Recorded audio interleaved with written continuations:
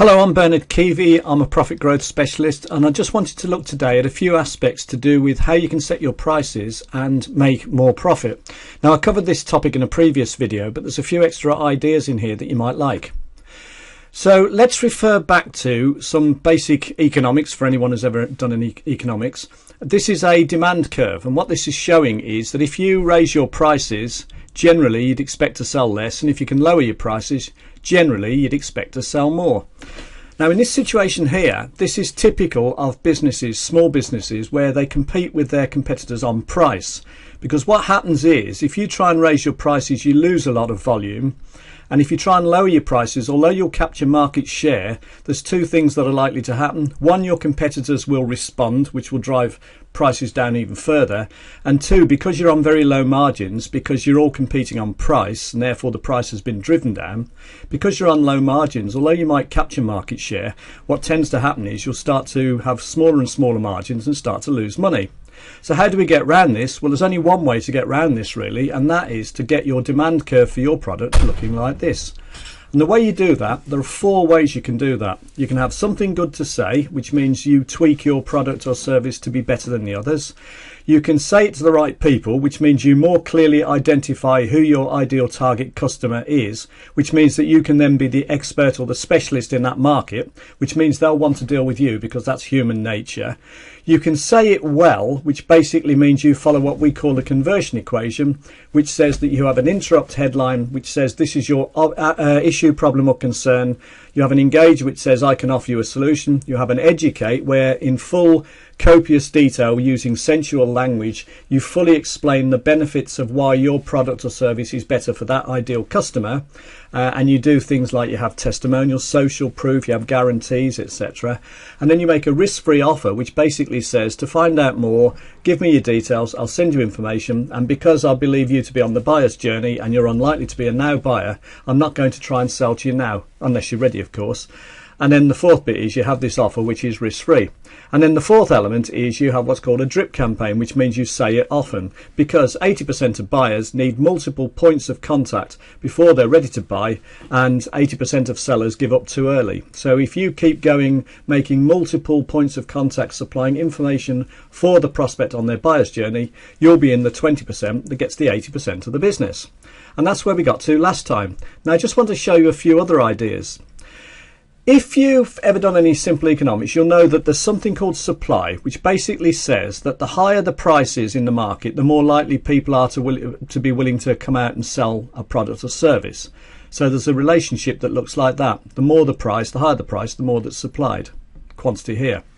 And similarly, the higher the price, the less willing people are to buy, the less willing and able they are to buy. And then the lower the price, the more people become willing and able to buy. This isn't always the case, there are exceptions, but in general this holds true.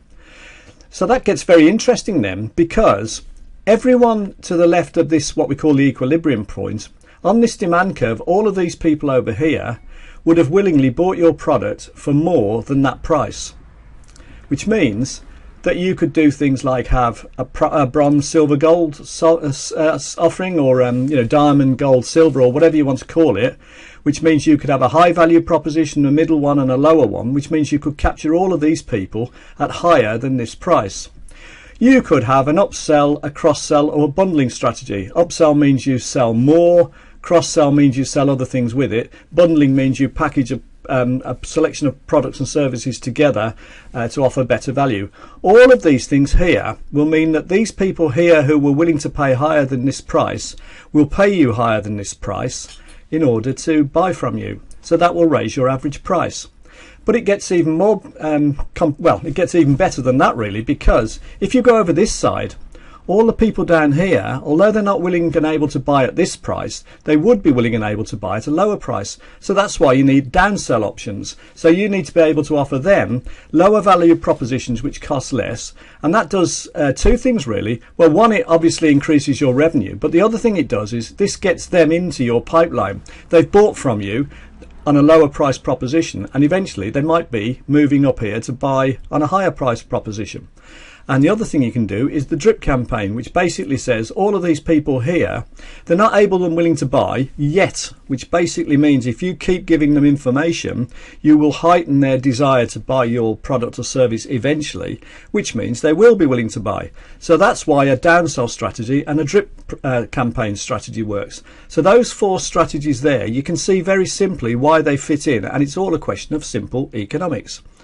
Now, just to remind you how you actually do that, if you focus on your numbers, which is how many leads you generate, how many you convert to tell you your number of customers, how often each customer buys and how much they spend each time to give you a turnover, and then what your profit margin is to give you profits, well, we're working really on this, on higher prices and on more profits. And doing those 4 things I've just shown you will make a huge difference to your turnover and profit. And here are 8 strategies which work for 95% of businesses, and implementing these 8 strategies will actually achieve those increases we just looked at. I can let you have further information on any of these things, plus loads of free resources, templates, etc. if you want to make contact.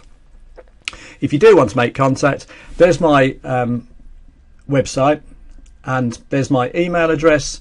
And if you go to that website, which is exponentialgrowth4u.com, number 4, letter U, you'll find loads of free templates, reports, resources, including a report which says what are the 3 biggest lead generation mistakes that small business owners make. And if you were interested in finding out more about becoming a business coach, then watch this video. And what this video will show you is that you can actually get into being a business coach with no initial investment at all and no risk. You're not locked in for 5 years like you are with some of the franchise models. So that was Bernard Keavy talking about how a simple understanding of some really, really straightforward economics will put you in a position to see that if you do various strategies, you can actually increase your average price, and that will make a huge difference to the profitability of your company. And anyone can do it. And if you want more information, just get in contact and I'll happily supply it. I hope you found that useful, and thank you for watching and listening.